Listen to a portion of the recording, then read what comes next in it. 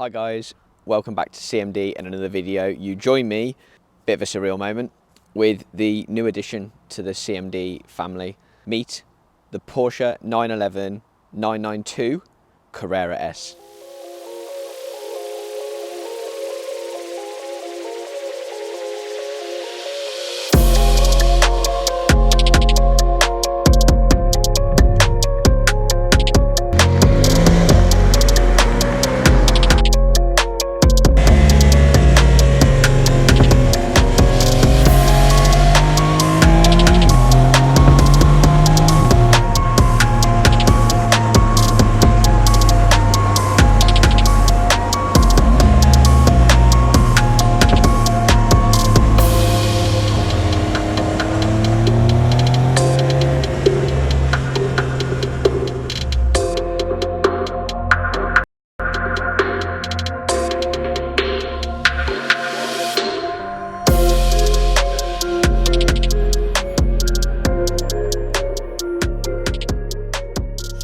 Think about. Jeez Louise. If you're new to CMD, we have been set up as a YouTube channel with a difference.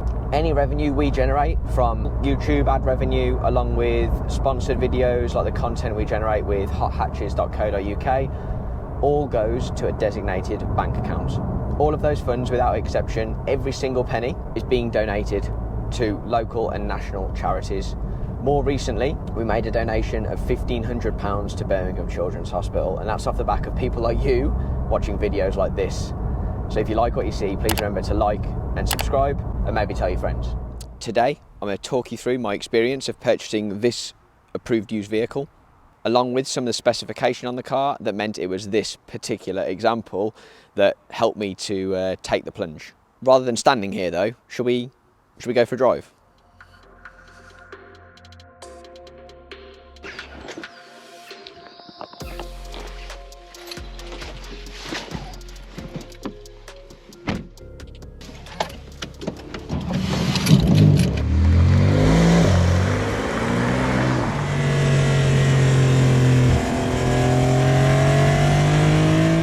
So I think initially what I need to do is just discuss why Porsche, because I've been in BMWs for over a decade. I've been really fortunate to test lots of different cars and brands. I've sat in and driven supercars, hot hatches, super saloons, and everything in between. It's only been in the last 6 months or so where the yearning to make a change from the M car came, and that's because I'd owned my OG M2 and then M2 Competition for over 3.5 years, and there was talk of picking something up alongside the M2 Comp, but I genuinely just got to a point with that car where I felt like it was time for a change, and I'd had my fun with it.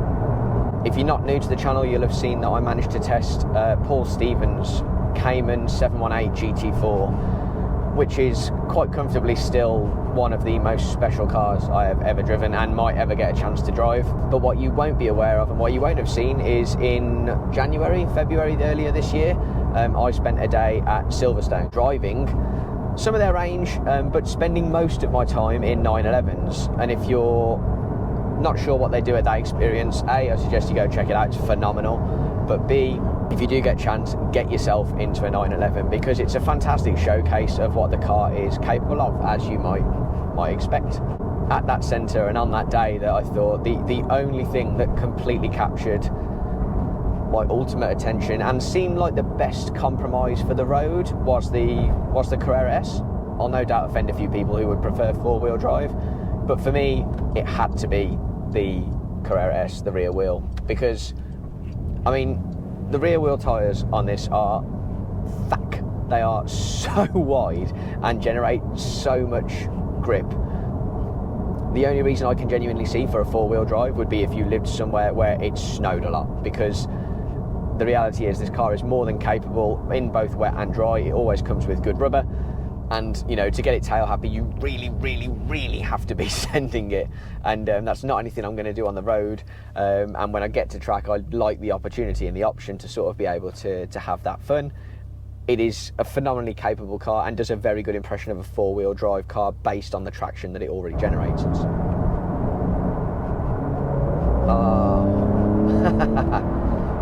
So wifey signs off on a 911 and the search begins. that was back in February, earlier this year.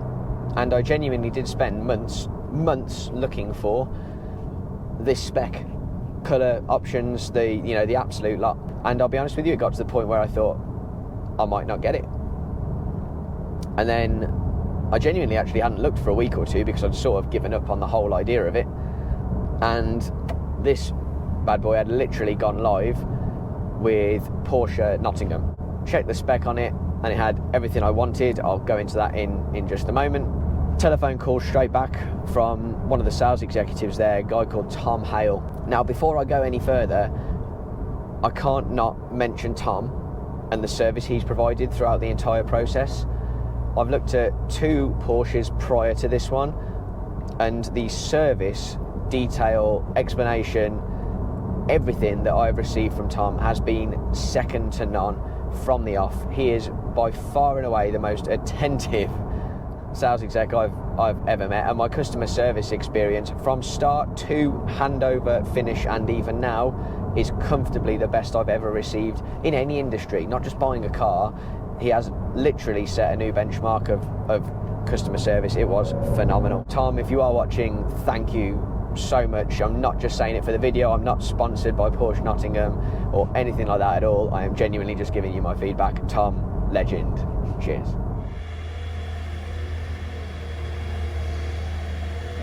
As if.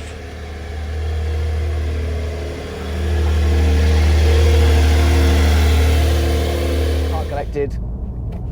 Let's talk the numbers. 3 litre, twin turbo, rear engined, 450 brake horsepower, 530 newton meters of torque. However, this is Porsche. I've seen them dynoed at much higher from stock, and also stage mapped up to sort of 600. That being said, I would say it feels a lot more than 450 brake horsepower at the wheel. I would say it feels well over 500 just based on the traction levels. Bearing in mind this thing launches from 0 to 60 in 3.4 seconds. Again, Porsche quoted numbers. I've seen guys test it at 3.2 with a very, very good launch control, which I have tested, does work. So, GT Silver Metallic, I'm aware that's not going to be everyone's favourite decision, but for me, I was after a real classic looking car, and this one in the GT Silver with the RS Spider design alloys. They are 20 inch on the front, 21 inch on the rear. Without the blacked out glass as well, you'll notice that the rear sections are see-through. So again, it's a very traditional looking 911 silhouette with the sport design bumpers and side skirts. So the sport design gives you much more sort of paintwork on the front and a bit of a nicer rear, along with the number plate relocated on the back of the car compared to stock, which I think looks slightly better in comparison to the cars without that. On top of that, there's also quite a lot of driver spec that the car comes with, or what I would call driver spec. So this one has PASM, which gives you electronically adjustable springs. They are 10mm lower than the standard, just gives you a slightly more dynamic ride, and obviously those vary with different modes as you toggle them. On the Sports Chrono pack, gives you the clock at the front. Mine, both speedo and dial are in guards red, which is another option, along with seatbelts option.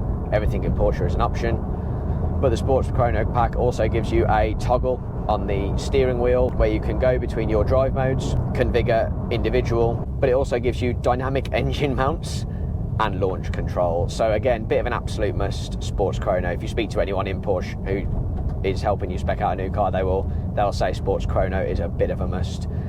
Sports exhaust, control it with toggles and on screens, but obviously anything to help the sound needs really no explanation. Rear axle steering, so improves the car's turning circle at low speeds, but helps you with high speed cornering also. And front axle lift with the sports design front end in particular, you get a slightly longer lip, and so with that the car becomes more prone to catching the front end. So front axle lift is a bit of a must. Right, we're off. Inside, I've got the Sport Tech square interior, which really sets the interior off. Again, quite traditional looking, bit of a hark back to some of the older generations. Porsche crest on the headrest, Alcantara steering wheel, GT steering wheel, and armrest.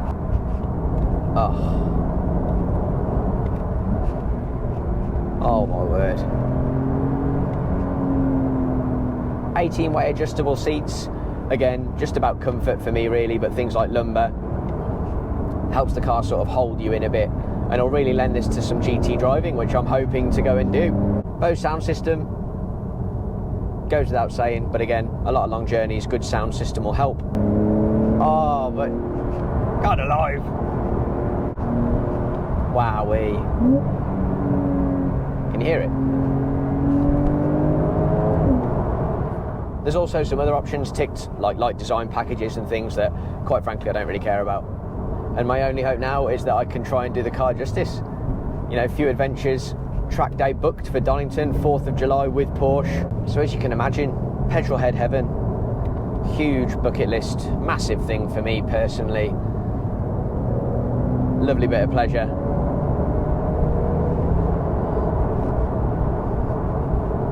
And I hope you guys like it too. That's it from me today, guys. It's really just a quick one to introduce you to the car. I'm in no way in a position to give you any sort of real thoughts on it, having only spent a few days with it. But obviously I'll feed that back as soon as I get the opportunity, or I feel like I know enough about the car too. But for now, thank you very much for tuning in. I look forward to seeing you guys soon. Cheers.